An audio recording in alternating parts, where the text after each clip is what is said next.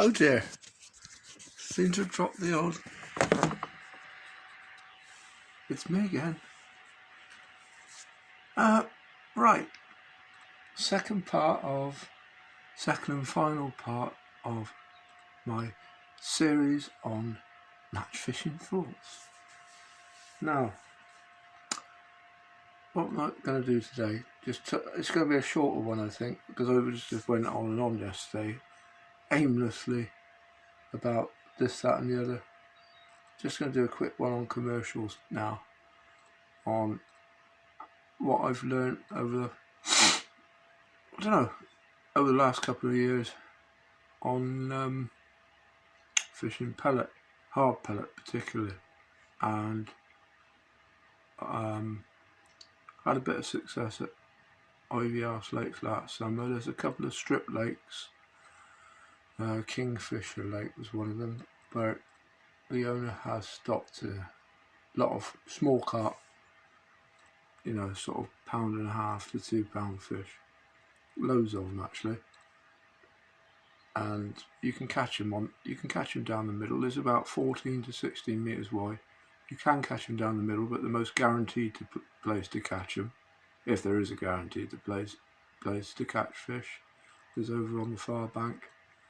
And it's interesting. You haven't got any shelves there. It's quite steep drop off. It's reed lined all the way along, and there is a few little dugouts where you can find 18 inches of water, but they don't always come up on that until later on in the day, the fish. But it's about 3.5 to 4 foot, which is quite deep, close to the reeds. And if you fish up in the water, you can always catch them, but you'll get bites up in the water and on the drop through to the bottom with a lightish rig. I've got one here to show you. What was it? I just use what's happened to that one? That's a bit of a mess. That's wrong. No, it doesn't matter. It's about a 410 or 412 Drennan chopper, I think it is. Old Drennan chopper. I put these. I take the old cane bristles out of them. I put in their place these what I call photoluminescent tips. Basically, the ones that most floats seem to be made of now. So if you get the sun in your eyes, you can see the float because the light shines through them. And it's essential, really, I think, on a lot of places to be able to have that type of tip. Otherwise, you're not going to see the float with the sun in your eyes. I'll just show you. That's about a 410, I think. I think it's a 410 float, and I shot it. I got a 6-inch. You can use a 4 or 6 inch. I don't think it makes a lot of flipping difference, to be honest with you. Strung number 12 shot. 1, 2, 3, 4, 5. I don't know, 5, 6 or 7 little shot there. Now, you loose feed. I found the best way is to loose feed 4 or slightly big 4s. The one that the fishery owner sells is sort of a nice size 4. They're like a 5 almost, 5mm pellet. Just loose feed those onto the far bank there, and you get loads of bites. Trouble is hitting the damn things. And I always maintain with this flipping carp fishing, there's loads of ways of feeding. If you speak to anglers that have done well in the match, they've all fed it differently. So quite often, although everyone says, "Oh, feeding's the answer," that you've got to feed it right. That's the be all and end all. I'm not convinced it is. I think more importantly, hooking the blooming bites when you get them, which can be a nightmare to hook a lot of the time. And I touched on it in the last video I did about getting an edge over better anglers, and I've always found like fishing as light as you can really. And the good thing about those small carp is you can get them out on lightish lines like 010s, even 09s. I've worked out one day that, well, I don't air rig my pellets, but I cut up these little bands. You see, I'll tip them all out if I'm not careful. I just cut them up from a strip of silicone tube. You can buy Dremel stuff anywhere does it. Ideally, you want clear tubing because it does make it. A lot of people say it don't make a difference, what colour tubing it is, but I find it can do sometimes. You want it to be clear and for the fish not to see it, But I ran out of this stuff in the clear stuff, so I got to use this light orange tubing. Now, you see a lot of people banding pellets with a really tight band so the pellet doesn't come off sometimes, which is okay if you're catching fish, but I tell you what, you don't have to miss a lot of bites if the pellet band's too tight. And I've found that you hook an awful lot. You can't even see that, can you? I just banded a little 4mm pellet to show you, that's all.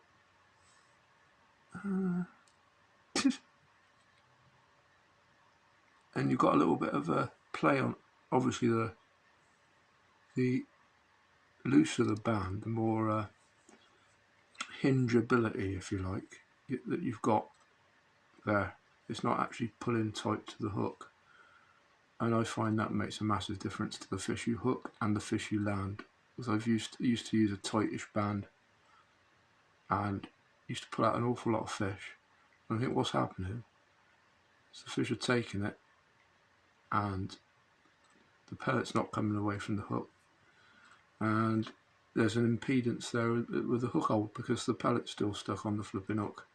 What you want is for it to take it, pellet to come off the band, tries to eject it, bang goes up the line about, I don't know, miles sometimes over all the shot. I don't know how, it's amazing how it happens. If you see, when you're playing the fish in, if you see that band blown up the line, you very rarely pull out of the fish, very rarely pull out of the carp. And well, they've just had it better. But that I mean, to be honest with you, hair rigging, that's the whole idea of hair rigging, isn't it? You've got that. But I can't tie the blasted things properly. Like, they're a blooming nightmare. They take flipping ages to tie, and I don't like to have too much distance between the bottom of the hook and the pellet. I think sometimes the closer, depending on how they're taking it, obviously. But hair rigging obviously works a treat. But again, fishing light, I don't have to make a difference. The little hook, sometimes even going down to a 22 from a 20, especially with a 4mm pellet, because if you're feeding 4mm pellets, that's what they want. That's what you're giving them, and they're not stupid, are they? You can fish a target bait sometimes, but these commercial fish wise up to things, and I've always found that you sort of got to feed a certain amount of what you've got on the hook, and yeah, most of the time I'm just fishing what I've got on the hook. Anyway, sometimes go down to as I said, 09, 08. That don't have to make a difference. 22 loose band on the drop, mega quick, proper quick bites. You find you start hooking them. You hook more fish and a bit lighter. You can't go too light. Trouble is with carp, they grow too quickly, so everything works against you. They get wiser. You got to fish more cleverly for them, but you can't fish finer because you'll lose them, obviously. That's the problem with carp fishing. But yeah, I've had a couple of 140-pound weights of carp doing that on that far bank, fishing 2 spots, loose feeding, pellet on both, alternating the two, and then going up into the shallow bit where you get a few bigger ones in the last hour where you can find 18 inches of water. You can see when they're there normally, the tails coming out of the water, and they give themselves up. Just trying to think of anything else I can say, really. That's about all I know about commercial fishing. Expanders is it? That's the other thing is, if you I ain't got any expanders here, but I see a lot of articles where they just roll it into the expander, roll the hook into the expander, so it doesn't come off that easily. Again, by the same token as what I've just been talking about, nicking the expander through the flat end, if you like, rather than the barrel bit. The bit where it's more likely to actually come off when you ship out. Again, you'll hook more bites, like, especially if you with these pressurized fish, you just hook more bites if the bait's likely to drop off the hook quicker. Okay, it can be a pain sometimes if they're really iffy. It's the same with meat and corn. Just nick it on a smaller hook. Just nick it, tinily nick it, and drop it in. You have to put it in a paste pot to get it out there sometimes, or it falls off. But I'll tell you what, if you're having trouble with quick bites, missing bites after bite, which you do sometimes, you're pulling your hair out, rather than blooming impale the bait on a big hook, go down the hook sides, just nick the bait and go out. Fish like that, you got more bites, you got miles more bites.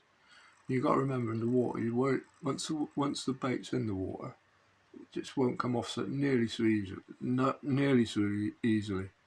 I mean, what's the density of water? 600 times that of air. So what's happening in air, you can't really relate to what's happening in water, because the two mediums are totally different.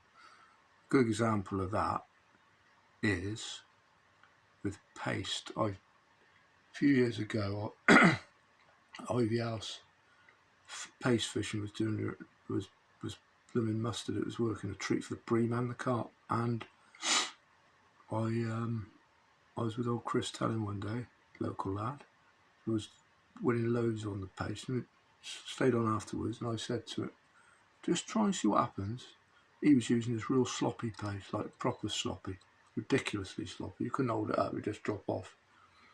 Put it in the water, dropped it down to about, I don't know how deep it was, 3 foot, 4 foot deep. I said, pull it up. I bet it's still on there. He says, nah, can't be. I said, pull it up slowly, don't jag it up, pull it up. Pulled it up, still on there. Dropped it down again, pulled it up, still on there. Piece as soft as you like paste. Makes you wonder, when you're fishing the paste, you think, oh, is it still on there? Quite often it flipping well is. And you can switch it. You can obviously move it about a bit.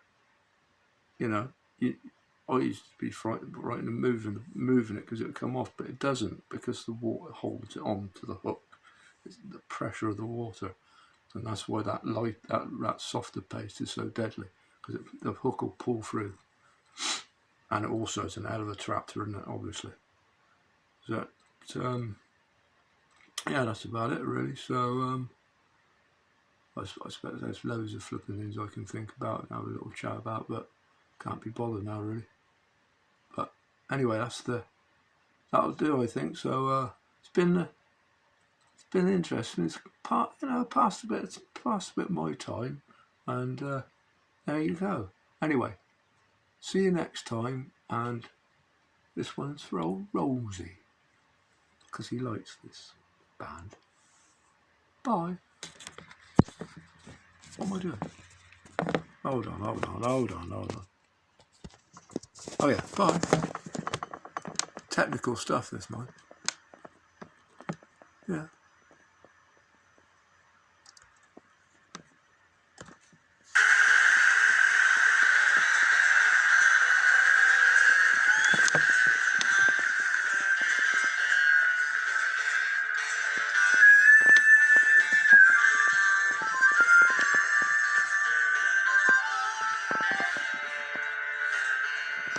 Just an agent drummer boy, and in the wars I used to be.